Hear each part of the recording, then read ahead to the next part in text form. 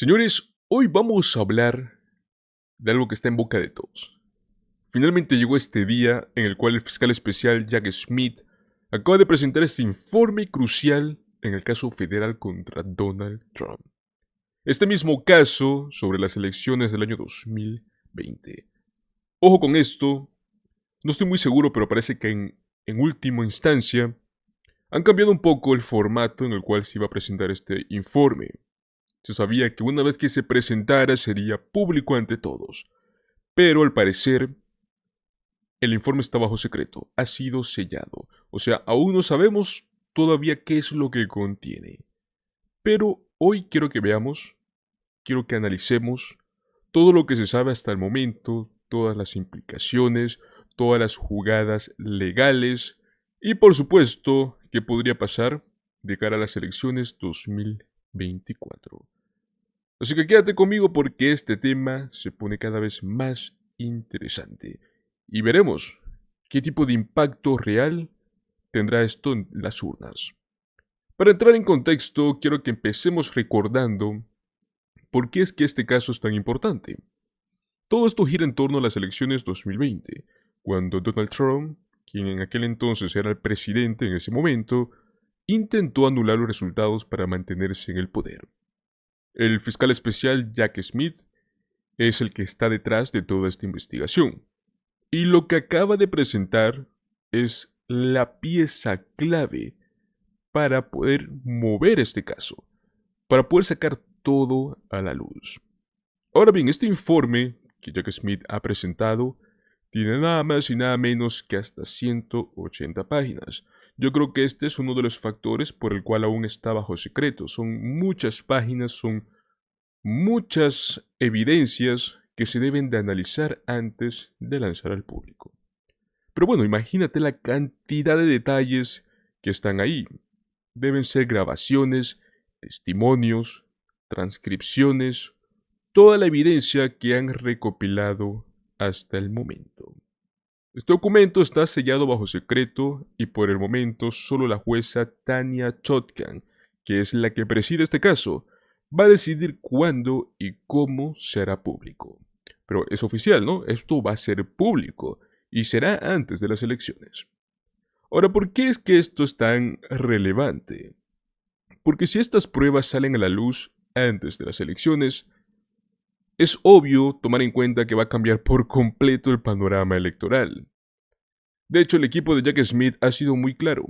Hemos cumplido con la orden del tribunal. Esto dijo en su comunicado. Pero todos estamos aquí, ¿no? Esperando, pues, con el suspenso del momento, qué es lo que tiene este informe.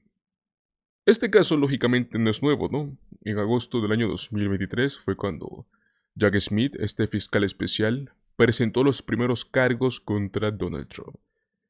En aquel momento, Donald Trump logró declararse inocente de 4 cargos, en el cual incluyen nada más y nada menos que el intento de anular los resultados electorales para poder mantenerse otros 4 años en la Casa Blanca.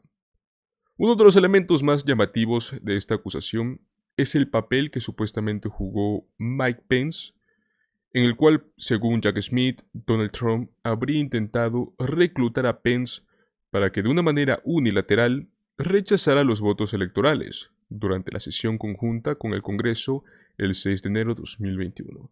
Pero bueno, Mike Pence estaba en una posición ceremonial ese día. Pero como presidente del Senado él tenía la autoridad para supervisar esta certificación de los votos. Aquí es donde todo se complicó. Los abogados de Donald Trump dicen que esas comunicaciones entre Donald Trump y Mike Pence están protegidas por la inmunidad presidencial y por lo tanto no deberían de ser usadas como pruebas en el caso. Yo creo que esto es clave porque prácticamente es lo que podría cambiar la naturaleza del proceso judicial. Los abogados de Trump fueron claros. Las comunicaciones entre el expresidente y su vicepresidente están protegidas y pediremos que se desestime la acusación por este y otros motivos. Entonces, aquí es donde entra en juego este concepto legal fundamental, que es la inmunidad presidencial. ¿Qué es esto? ¿Cómo puede afectar en el caso? Prácticamente la inmunidad presidencial es básicamente este escudo legal que puede proteger a los presidentes de ser procesados por acciones que toman mientras están en el cargo.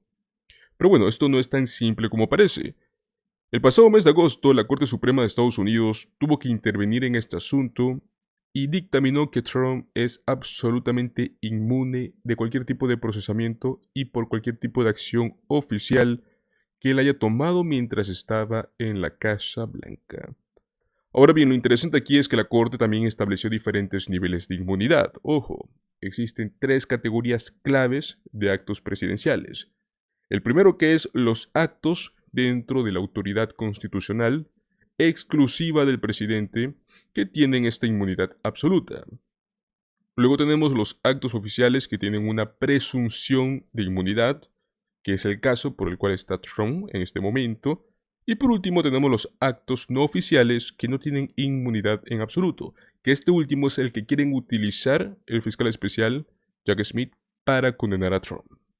Entonces, si Donald Trump actuaba como presidente o si es que actuaba como candidato en las elecciones 2020. Esos son los dos escenarios. Eso es lo que va a determinar si es que tiene o no tiene inmunidad. Los abogados de Donald Trump afirman que él estaba actuando, pues, dentro de sus funciones presidenciales. Por el otro lado, el equipo de Jack Smith argumenta que él estaba actuando como candidato y que por lo tanto él debería de ser procesado como candidato. En palabras del presidente de la Corte Suprema, que es John Roberts, los actos no oficiales no tienen derecho a inmunidad en absoluto. Señores, mientras todo esto sucede, yo creo que también hay algo que ustedes deben de saber. Las dos partes, tanto los fiscales como los abogados de Donald Trump, ya se han reunido con esta jueza Chutkan para poder definir el cronograma del caso.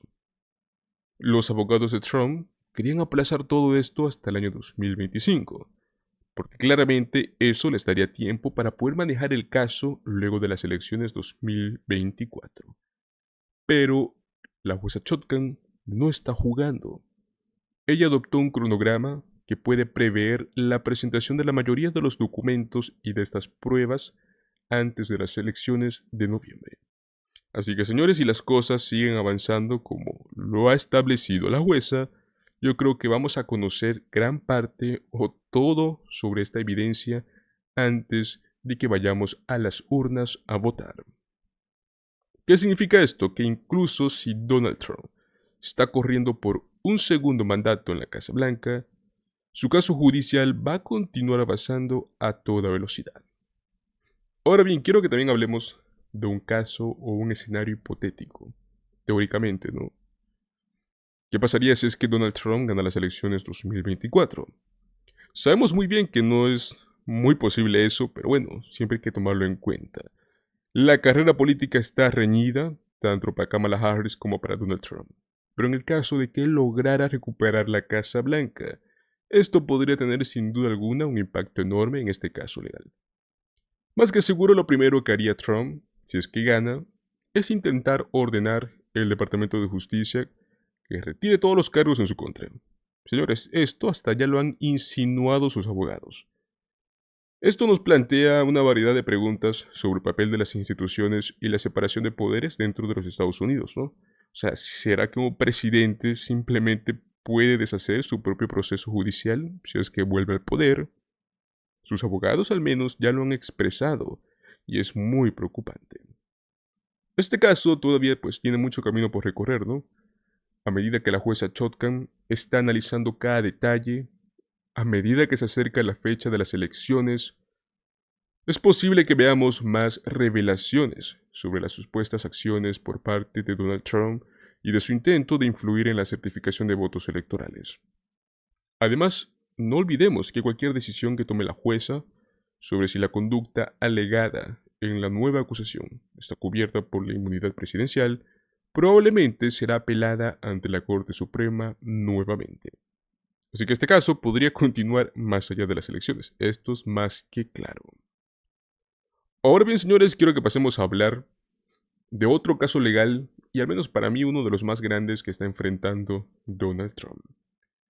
Es el caso en el cual tiene una deuda pendiente de casi $500 millones. Este caso que ha llegado a la Corte de Apelaciones en Nueva York y que los jueces no parecen estar del todo convencidos de que exista una base sólida para mantener este veredicto en su contra. Para poder entender cómo llegamos a este punto, creo que es muy importante que retrocedamos un momento a los orígenes de este caso. En febrero del año 2024, hace unos meses atrás, un juez de primera instancia en Manhattan emitió un veredicto contundente contra Donald Trump, junto a sus hijos adultos que son Don Jr. y Eric, y junto a esto creo que también varios de sus socios comerciales. ¿Qué dijo este veredicto? Que habían inflado fraudulentamente su patrimonio neto y el valor de sus propiedades para obtener condiciones más favorables tanto de bancos como de aseguradoras.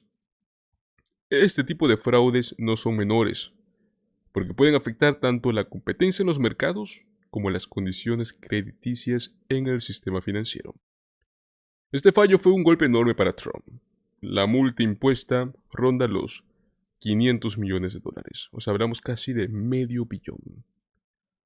No es solo una cifra que da pues un poco de vértigo, ¿no? Sino que representa una amenaza significativa para las finanzas de Donald Trump y de su imperio empresarial.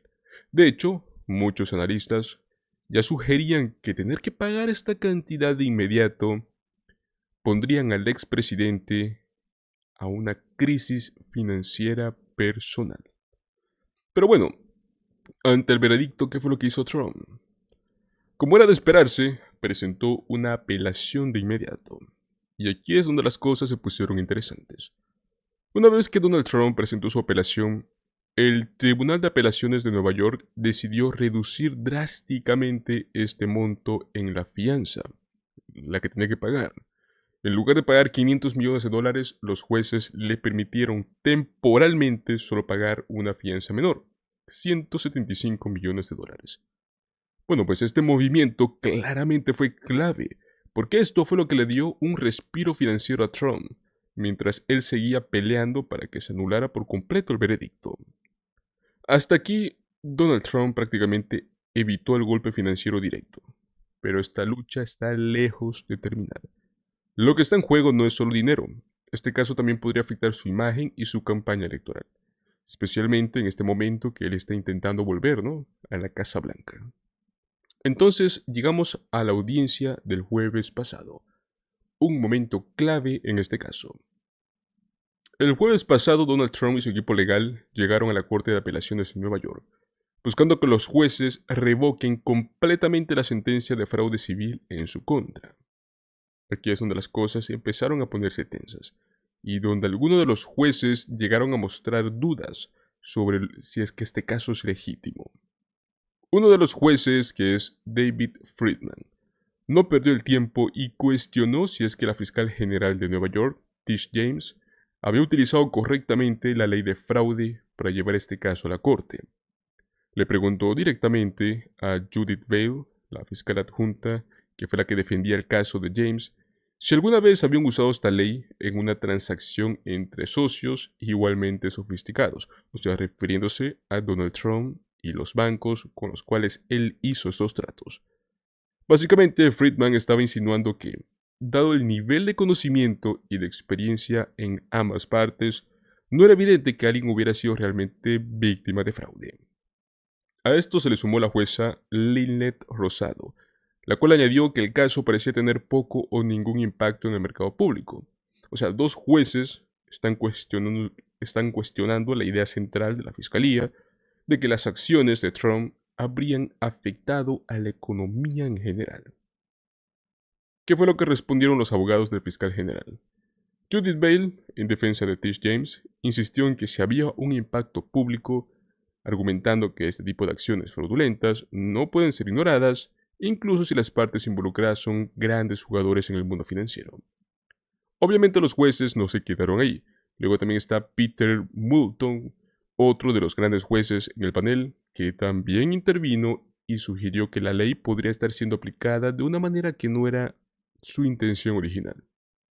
Preguntó si es que esta ley había sido ampliada para cubrir este tipo de casos, lo cual fue lo que hizo eco de uno de los argumentos centrales en el equipo legal de Trump, que esta ley no debería aplicarse en situaciones donde no hubo víctimas evidentes, ¿no? Víctimas del fraude. Ante esto salió el abogado de Donald Trump, que es John Sauer, y señaló rápidamente que no había víctimas, que no existían quejas reales dentro de todos los acuerdos cuestionados. Según él, todos los involucrados sabían lo que estaban haciendo y que aceptaron los términos de las transacciones. Básicamente fue como como que si dijera, todos sabían que podían perder. Una vez más, el juez Moulton intervino con una pregunta clave. ¿Y qué pasa con la disuasión?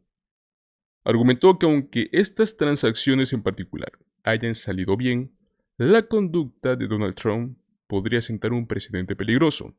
En otras palabras, permitir que este tipo de fraude pase desapercibido ahora podría llevar a problemas mucho mayores en el futuro. Pues bueno, en respuesta a esto, Bail, en representación de la fiscalía, reforzó esta postura, ¿no?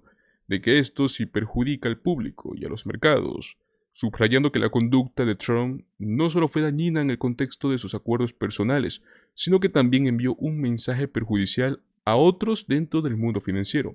O sea, que otras personas podrían hacer lo mismo.